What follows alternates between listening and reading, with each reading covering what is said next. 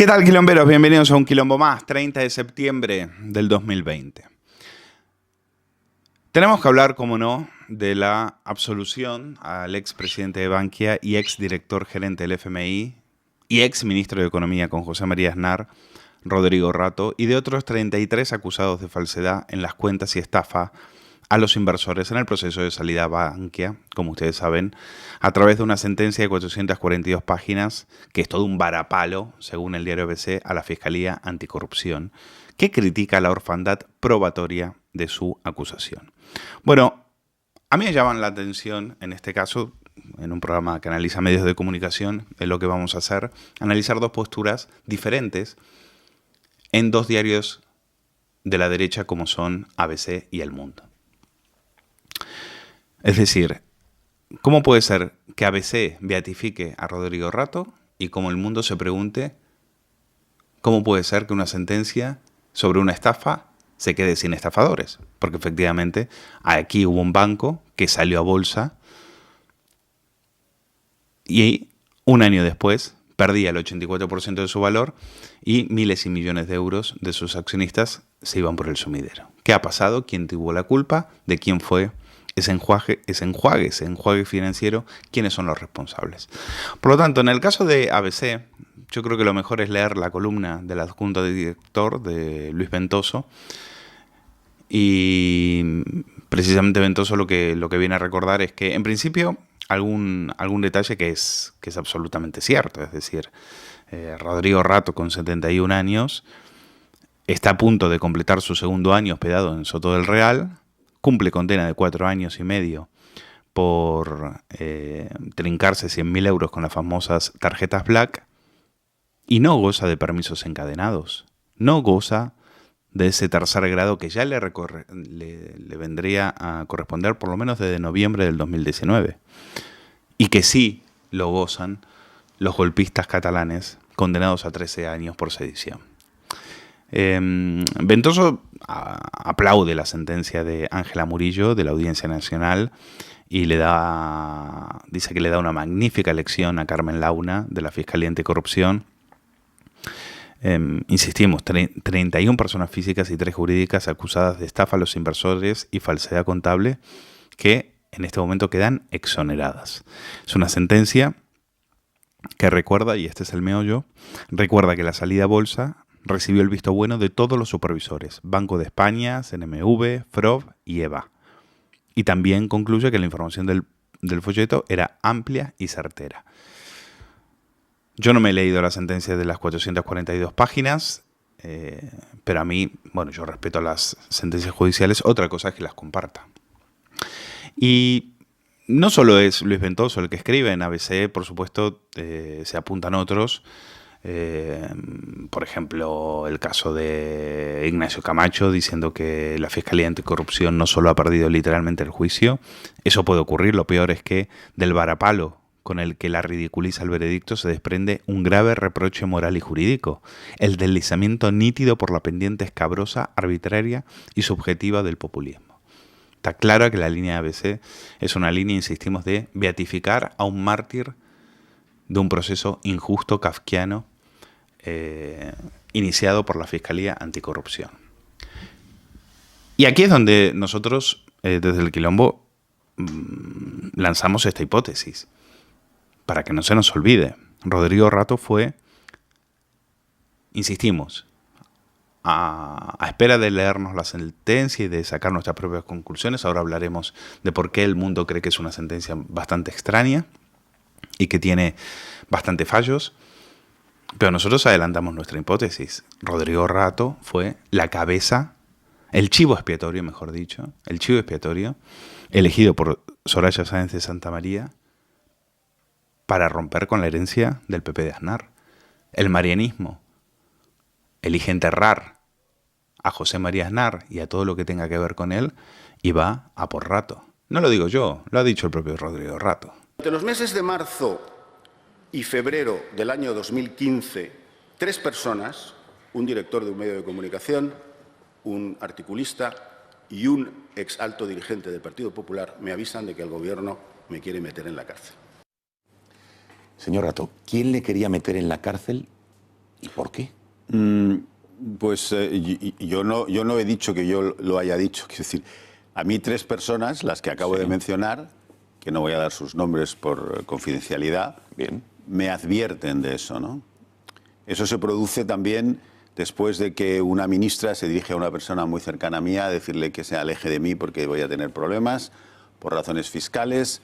Se produce después de que la directora de la ONIF es la Organización de Lucha contra el Fraude Fiscal, vaya a la Fiscalía Anticorrupción a presentar un caso contra mí y en la Fiscalía Anticorrupción le digan que no ven caso y que sin embargo ella continúa y me acaba presentando una denuncia que yo creo que he demostrado en la instrucción que es falsa. Me la presenta ella, no personalmente, sino como directora de la ONIF, en unas circunstancias en las que efectivamente se me acaba deteniendo, se me detiene por una acusación de alzamiento de bienes de la que después ya nunca se me acusa, pero que es la excusa, nunca mejor dicho, para poder conseguir una orden judicial y entrar en mi casa. Se me detiene delante de mis hijos, de mis vecinos, de mi mujer. Se me pone la mano en el cogote entrando en un coche, como todos ustedes han visto, por desgracia. Y también el día antes, nada más y nada menos que el ministro de Justicia del Gobierno en otro plato de televisión, en los desayunos de Radio Nacional de Televisión Española, da información fiscal mía, no entiendo cómo la tenía y no entiendo cómo la dio. El día anterior salen los medios de comunicación que el SEPLAC, que es una institución que depende del Ministerio de Economía, me está investigando, y casualidad es que el autor del artículo precisamente se entrevista con el ministro de Economía unos días antes, la semana anterior. Y según a mí me llega, este autor en su medio, que es Voz Populi, pues dice que esa información le viene directamente del ministro. Yo no lo puedo atestiguar, esa es la información que a mí me llega. Son demasiadas casualidades. Y esas personas que me anunciaron, ante mi incredulidad de que el gobierno me quería meter en la cárcel, yo no lo quería por 2 motivos. Primero, porque no veía por qué. Y segundo, porque no me parecía que un gobierno tuviera que estar pensando en meter en la cárcel a una determinada persona, por razones fiscales, por muy profundas que éstas sean, que no lo van a ser y que no lo son. Pero después pues, estuve a punto, ¿no? Y vamos a escuchar también cómo culpaba al gobierno de una auténtica cacería judicial, y en especial a Soraya Sáenz de Santamaría, que ya sabemos que en su afán de ser aceptada y aplaudida por los progres, en especial su amigo Juan Luis Cebrián, pues inició este tipo de cacerías. Pero primero pasemos por el diario El Mundo, porque el diario El Mundo, como les digo, no termina de verlo claro, lo de la sentencia. No termina de verlo claro. Dice que, mientras la jurisdicción civil reconoce que el folleto informativo contenía exactitudes, la penal exonera a los principales gestores del banco, ya que organismos como el del Banco de España, la CNMV, FROF, Autoridad Bancaria Europea, avalaron tanto la fusión de las 7 cajas de ahorros que dieron lugar a Bankia, como a su posterior salida a bolsa. Es decir, hubo estafa, pero no hay estafadores. Como nos escuchan muchas personas de fuera de España, hay que recordar que uno de los grandes errores de Rodrigo Rato, después de su extraña salida como nada más y nada menos que director del FMI, nunca explicó por qué salió. Salió por patas de ese organismo, de la noche a la mañana se fue de ahí. Y viviendo en Roma, trabajando en un despacho muy importante, creo que era Lazard, creo que era el despacho, la consultoría Lazard, empezó a tejer una red, o mejor dicho, a preparar el asalto a la presidencia de Caja Madrid. Él quería Caja Madrid y Mariano Rajoy dijo, vale, le debía una, después de haber sido él el elegido por el dedo de José María Aznar, dijo, vale, pues vamos a... puso el pulgar para arriba y Rodrigo Rato se hizo con la presidencia de Caja Madrid. Todo el mundo en Madrid sabía que esa era una decisión desde el punto de vista financiero muy arriesgada, porque eso era una caja de ahorro, y como toda caja de ahorro esconde muchos muertos. Hay más muertos ahí que un cementerio.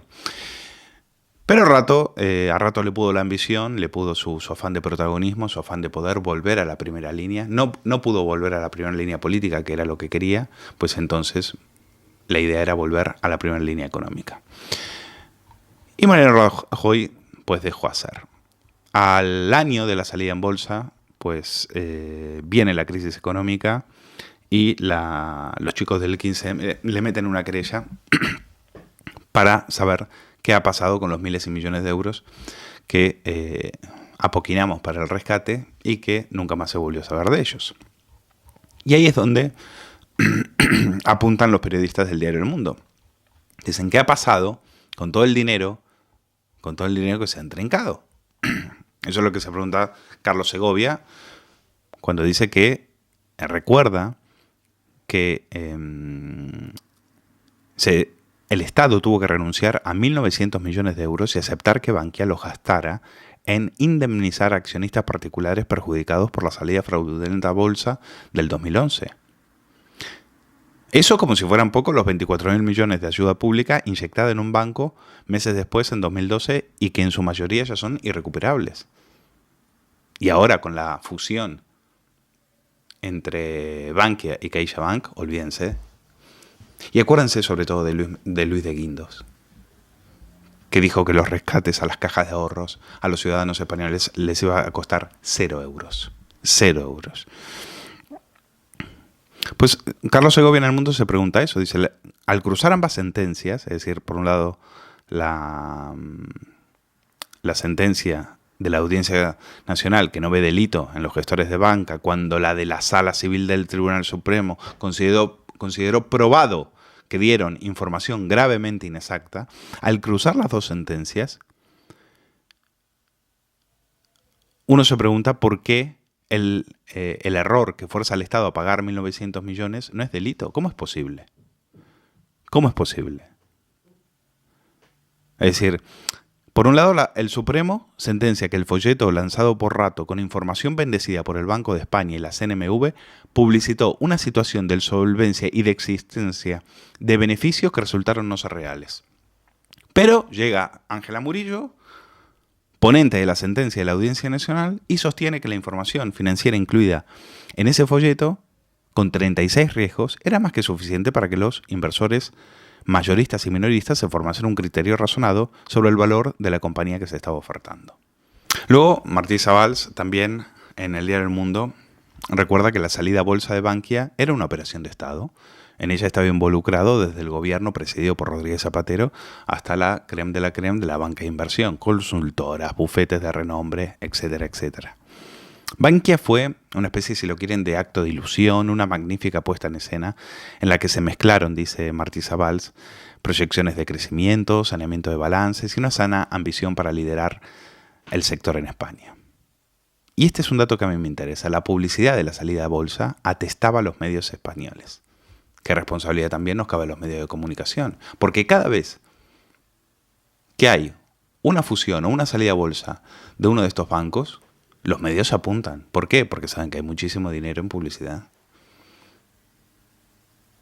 Ninguno vio nada raro en esta salida a bolsa. Ninguno. Ninguno. Pues la Audiencia Nacional destaca en la sentencia un estudio del Banco de España en 2017 donde afirma que el mayor error de previsión macroeconómica del que se tiene constancia por parte de las instituciones internacionales fue en 2011. Y ya sabemos que para Bankia la caída fue mucho peor.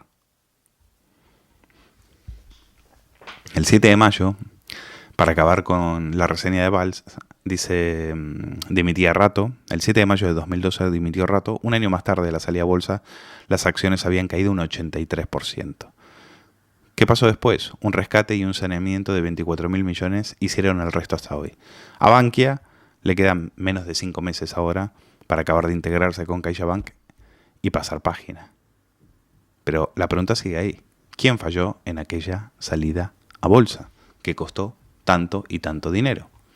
No es que tampoco a mí la figura de Rodrigo Rato me genera mucha simpatía. Yo creo que en el libro sobre Prisa cuento como, por ejemplo, Rodrigo Rato siempre fue ese sector progresista del PP de Aznar, amigo de Jesús Polanco y amigo de no hacerle la guerra al Grupo Prisa, un protegido del Grupo Prisa. Tan es así que algunos cuentan que había un expediente del Grupo Prisa, un expediente en Hacienda, que Rodrigo Rato, ya como ministro, una vez que llegó Aznar a la Moncloa, se encargó muy bien de meter en un cajón con 7 llaves y del que nunca más congelarlo y del que nunca más se sepa de él. Miguel Ángel Rodríguez decían que echaba chispas al saber eso. Pero no olvidemos eso. Yo recuerdo el día que detuvieron a Rato y ese día nos informaron a los periodistas que vayamos a la casa de Rodrigo Rato que le iban a detener. ¿Qué tipo de Estado de Derecho es ese?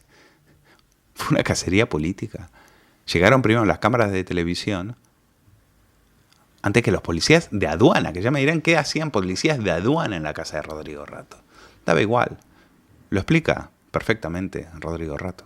Ese mes de abril del año 2015, el señor Rato, unas imágenes que evidentemente han dado la vuelta a España, es la conocida pena del telediario, las imágenes de cómo la policía le detiene en su domicilio, le saca de su casa y le introduce en un vehículo.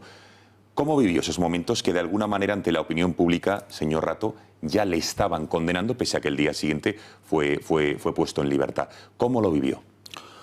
Hombre, pues es una experiencia muy dura, ¿no? En tu propio domicilio, ver que se llena la escalera de agentes que aporrean, porque no lo hacen con suavidad, ¿no? Toda la parafernalia es a ver si te asustan, ¿no? Y te asustan. O sea, la verdad es que si no estás muy acostumbrado, que yo no lo estaba, pues te asustan, ¿no? Hay mucho, no llaman al timbre, sino que aporrean la puerta. Usted estaba con su familia en casa, ¿no? Estaba a punto de llegar mi hijo y después llegaron mis hijas y mi mujer. Entran una patulea de personas, es la secretaria judicial la que te tiene que decir las cosas, pero los que entran te presionan, te dicen que les des papeles, que les des tal, buscan, van hasta tu cuarto, abren tus armarios, abren el armario de tu mujer, no encuentran nada, como no encuentran nada, pues cada vez se ponen más nerviosos. Y hay más presiones y dónde están otras cosas y estas cartas pues son cartas pues de la luz. Recibos, sí. Sí, como los que tiene todo el mundo en la puerta, en la entrada de su casa, ¿no? Sí, es una experiencia terrible, ¿no? Y después de ahí tuve que ir a mi oficina, en mi oficina estuvimos horas, se llevaron todos mis papeles, los que de toda mi vida profesional y de mis empresas. Por lo cierto, no me han devuelto ni una décima parte de los papeles que se han llevado, aunque los estoy reclamando. Me han causado un perjuicio terrible, pero después todo eso además tiene consecuencias con tus clientes, con tus socios, con tus amigos, con tus familiares. Es decir, es una cosa muy dura, ¿no? ¿Cómo es posible que esa detención fuese narrada minuto a minuto por los medios de comunicación? Porque estaban citados. Para que me vieran salir con la mano en el cogote de este señor. Sí, claro, estaban citados. ¿Quién les citó? Dice usted antes fuentes a mí me dicen los medios que les avisaron de Moncloa, del entorno de la vicepresidenta, pero no lo puedo saber porque yo no lo he podido constatar, pero alguien les avisó. Desde luego yo no les avisé porque yo no sabía que me iban a detener y nadie de mi entorno lo sabía, aparte que no sería yo el más interesado, ¿no? No, estaban allí antes, es decir, estaban antes de que llegara la policía tributaria. ¿Y qué cree que buscaban los que filtraron y anunciaron a los medios de comunicación? Bueno, la foto esto que está usted poniendo, esto es lo que buscaban. Esta foto dio la vuelta al mundo, por desgracia para mí, esto es lo que buscaban. Mírelo, ahí está, esa es la foto que se buscaba. ¿Qué pasaba? Que Mariano Rajoy tenía que distanciarse de la herencia de Aznar. O sea que nosotros no éramos la casta. Estábamos en pleno 15M. Estaban insuflando a Podemos. Y estos decían, no, en plena, con toda la mochila de la Gürtel, decían, y el caso Bárcenas también, acorralándoles, no, nosotros con ellos no tenemos absolutamente nada que ver. Absolutamente nada que ver. Y es una operación que lanzan Montoro y Soraya Sáenz de Santa María para acabar con Rodrigo Rato. Una operación, y ustedes dirán, bueno, la misma que habrán hecho con Jordi Pujol. No. Ningún fiscal, ningún policía entró en la casa de Jordi Pujol a llevarse papeles, como sí lo hizo como sí lo hicieron en la casa de Rodrigo Rato. A Jordi Pujol,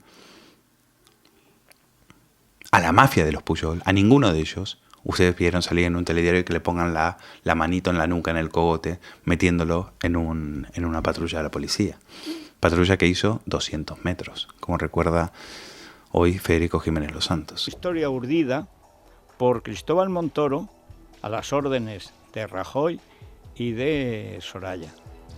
Él, Cristóbal Montoro, es el que detiene a Rodrigo Rato con una especie de policía de aduanas en la mitad del barrio de Salamanca para recorrer 2 manzanas. Le ponen la mano en el cogote como si acabara de matar a Manolete y no estaba detenido, no iba esposado, y sin embargo le ponen la mano, que es el mismo efecto que cuando sales esposado. Una cosa pensada. Llama el gobierno infame, del infame Rajoy, del infame Soraya y del infame Montoro, llaman ellos a las televisiones. ¿Y saben cuánto espacio recorrió el coche con el detenido Rato? 2 manzanas. Esa es la realidad. Todo bicho viviente que tuviera que ver con el aznarismo se ha decapitado y fusilado al amanecer. Menos, por supuesto, Mariano Rajoy. En eso consistió el marianismo. Y Rodrigo Rato lo sabe mejor que nadie.